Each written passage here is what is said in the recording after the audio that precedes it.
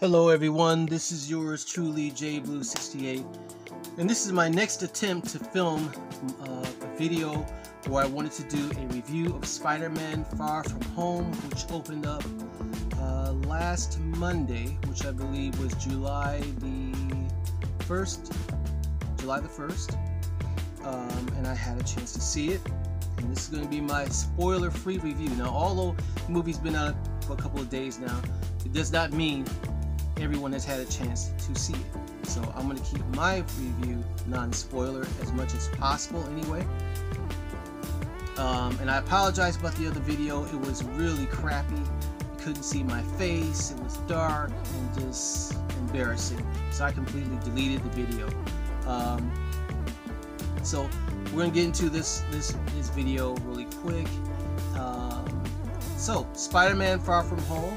This is the 24th Marvel film, their 24th film, and this is phase 3. They've done 3 phases of Marvel films.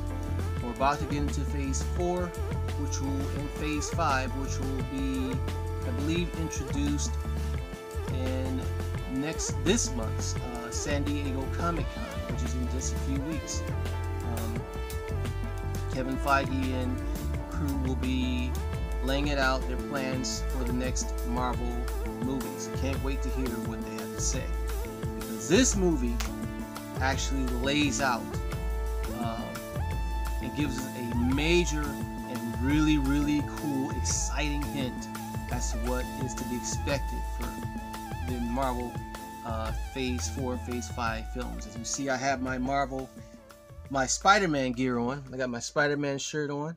You see the front and back of the shirt. Isn't that cool?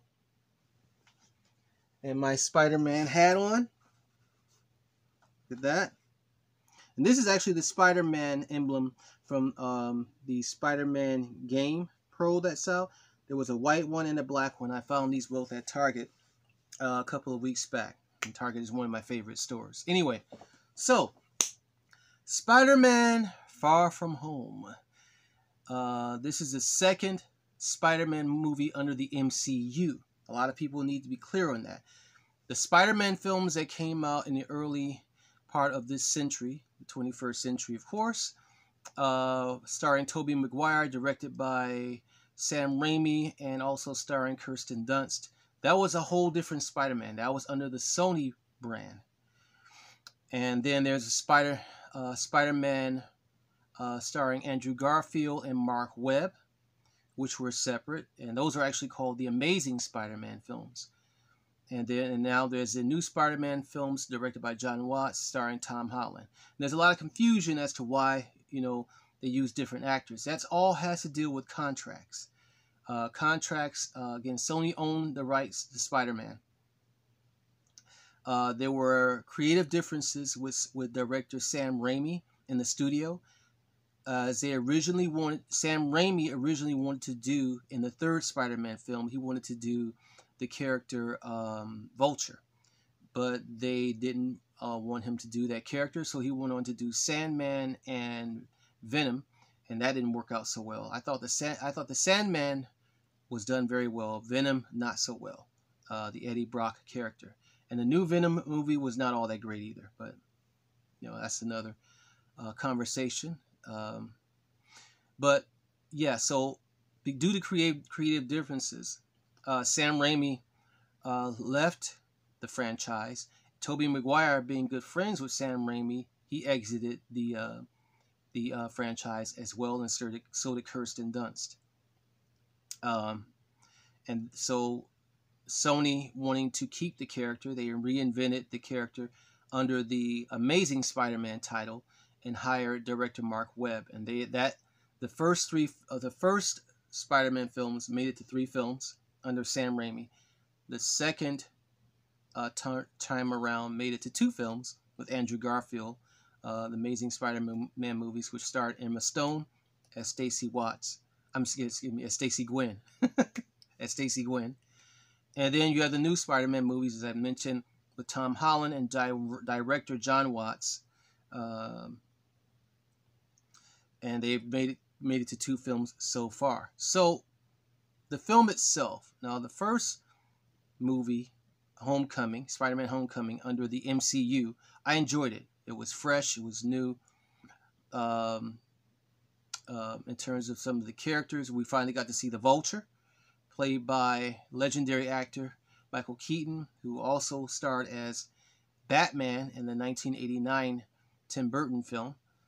So it was great to see him again. Although I really think Michael Keaton would have been an excellent Norman Osborn versus being the Vulture. I liked him as the Vulture. He was very menacing, but I honestly think that he would have been a great Norman Osborn. That probably is probably where they should have placed him. But anyway, the second film pretty much is a rehashing of the first. Now, actor Jake Gyllenhaal, who plays as Mysterio, I loved him. He nailed the role. And I heard in an interview where they said that he had the most interesting lines in the films, and that he did. He said some very interesting philosophical stuff that made me think. They nailed the role. I like Jake Gyllenhaal as an actor. Have you ever seen him in the movie, what was it called? Nightcrawler? I recommend that for viewing. Jake Gyllenhaal usually plays psychotic, mentally disturbed roles, dark and shady type roles. He's good at it. He has a show on Netflix. I can't remember the title of it. That's really good too. So yeah, good with Jake Gyllenhaal. It was good to see the return of some of our favorite actors. Samuel L. Jackson, Jon Favreau as Happy Hogan, who's the first director of one of the entries of the MCU movies, and of course that was Iron Man, and I believe he directed Iron Man 3. And he was the assistant director or producer of Iron Man 2. So it was good to see him, as well as Colby Smulders, who plays as Agent Maria Hill. Love her in that role. You know, then other actors, I can't remember the names of all of them. The story itself was kind of the same old, same old. You know, it didn't really do anything, you know, exciting for me. It was interesting, an interesting story, especially them introducing the multiverse, which is not a spoiler because that's indicated in the trailer itself. Introducing the multiverse and the character of Mysterio telling Peter Parker that there are other Earths that exist. That was also shown in Spider-Man, the animated movies. Spider-Man, what was it called? The animated movie Into the Spider-Verse. That was also a very good movie. It's on Netflix too, by the way. So that was interesting to see all of that. Very good to see all of that. But still, the story was a little lackluster, somewhat, mainly because of the action. The action was nothing that, again, you haven't really seen before in other superhero movies, not just Marvel superhero movies, but superhero movies that you could probably see on, on TV, Netflix, Hulu, etc., etc. So I really think that Marvel, when it comes to the MCU Spider-Man movies, need to step up their game, because right now the best action sequences in terms of Spider-Man movies remain with Tobey Maguire, especially in Spider-Man 2 with Doc Ock. That was awesome. Nothing has topped that so far. Andrew Garfield did pretty good in him battling the Lizard in The Amazing Spider-Man. Those action sequences were good. But this one still has not had an action sequence to really make the Spider-Man movie stand out from those other Spider-Man films. And that has been a major complaint from fans so far. And that's something that they're going to have to really step up their game on. You know, hopefully in the next Spider-Man movie, they will. My other concern and complaint is the actress Zendaya. I can't get with this chick, this young lady, and what she's supposed to be representing as Mary Jane, and they call her MJ in the movie. I don't like her as an actress. I can't get with her as Mary Jane. Mary Jane, to me, is a Caucasian young lady with green eyes and red hair. And that's it. That's all. That's the only way I see Mary Jane as.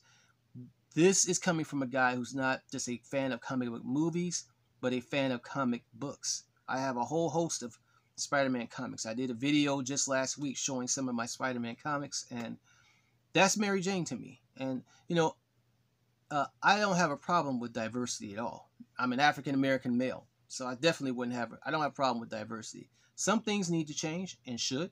Other things don't. Other things don't need to change. Some things should just remain the same. If it's not broken, don't fix it. But even, I mean, Kirsten Dunst, who originally played as Mary Jane in the Tobey Maguire Sam Raimi films, she nailed it. You know, she's a nice looking young lady. She had the red hair going on, you know, the green or blue eyes. She's very robust, very charismatic, you know, pretty smile, just, you know, an upbeat personality. This Zendaya chick, she's just, to me, I don't know. She's very mundane, very sad looking, like she has a lot of issues, you know. Ugh. This is ugh. You know, I hope that they get rid of her character, and I really do, and introduce Gwen Stacy. Gwen Stacy was played by Emma Jones in the second batch of Spider-Man movies that I mentioned, starring Andrew Garfield, directed by Mark Webb. And I liked Emma Stone as Gwen Stacy. The other thing, too, is, surprisingly, under the MCU, they're not actually doing the characters in the correct order that they're supposed to be. Because in the comic books, Gwen Stacy is introduced first, and then her character is killed off in an accident, a battle between the Green Goblin and Spider-Man, where she's thrown off of a bridge. And then Mary Jane comes along, and then there's also so there's Mary Jane, there's Gwen Stacy, Mary Jane, and then two other females, or women rather, that are popular and important in the life of Peter Parker, which is his Aunt May, and then also Felicia. I think her name is Felicia Hardy, who becomes Black Cat. I don't have a problem either with Tamaya Morrissey, however you pronounce her last name, as Aunt May. I'm having a young Aunt May, and she's cute and pretty and all this other stuff. You know, that's cool. Although I did like Sally Field as Aunt May a lot, and I even liked the original actress who played as Aunt May in the Tobey Maguire Sam Raimi films. I hope I'm not confusing you all by all this information, but you know, I like Tamaya Morrissey as Aunt May. She's cool, but again, this Zendaya chick, I just can't get with. Excuse me for a moment. Okay, just had to make sure the video didn't end. Sorry about that. So I hope you like my Spider-Man chair too. Did you see that? See? So Spider-Man fan all the way here. If the camera is kind of shaky or, you know, not staying in place, excuse me again. I don't have my studio lights and the setup that I normally would have. So if it's kind of, you know, the camera's kind of, you know, fading in and out, I'm sorry about that. Nothing I can do about that right now. But getting back to the review of the film, Mysterio, played by Jake Gyllenhaal, nailed it. The young man that plays as his friend, I think I forgot his name, Peter Parker's friend. Love seeing him. All the other actors, Jon Favreau, Samuel Jackson, Kobe Smulders, nailed it. I also don't like the actor. I don't care for his acting as Flash Thompson. I think he's Indian or something, or from India. Also, too, just a miscast role. I wanted to see Flash Thompson as he appeared in the Sam Raimi, Tobey Maguire films. You know, a bully, a big guy. You know, that would be interesting to see. Them actually do it correctly. So, you know, I'm hoping that one of those two characters gets offed out of the franchise, and I'm hoping it will be with MJ and they introduce Gwen Stacy. Although, again, that wouldn't be in line with the stories themselves in terms of the order which they're told. I could more so see her, this Zendaya girl, playing as Felicia, I think her last name is Hardy. I could see her more so becoming the Black Cat, but whatever. So, just to wrap this up. Oh, as I said at the beginning of the video, I like the movie, but what saves this movie, one of two things for me. The action was, mundane, but the sets that the places that they went to in terms of the live action sequences, I think they went to Prague, Venice, Italy, Spain, or whatever, absolutely gorgeous. The live action shots of where they visited in different countries were beautiful. Made me want to go on vacation to Prague or something like that, which is one of the cities they went to. Very nice, very nice. But the ultimate saving grace to this movie are the end credits. Stay for the end credits if you haven't seen it yet. As I said, those seg into what we will be seeing in the upcoming future Marvel films. Very important to watch. Very, very cool. Something I didn't expect. I'm glad I didn't have any spoilers before seeing the movie. The end credits are absolutely awesome. Probably the best end credits I've seen in a Marvel film in a long time.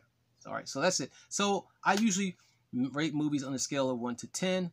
I'm going to give this movie a 7.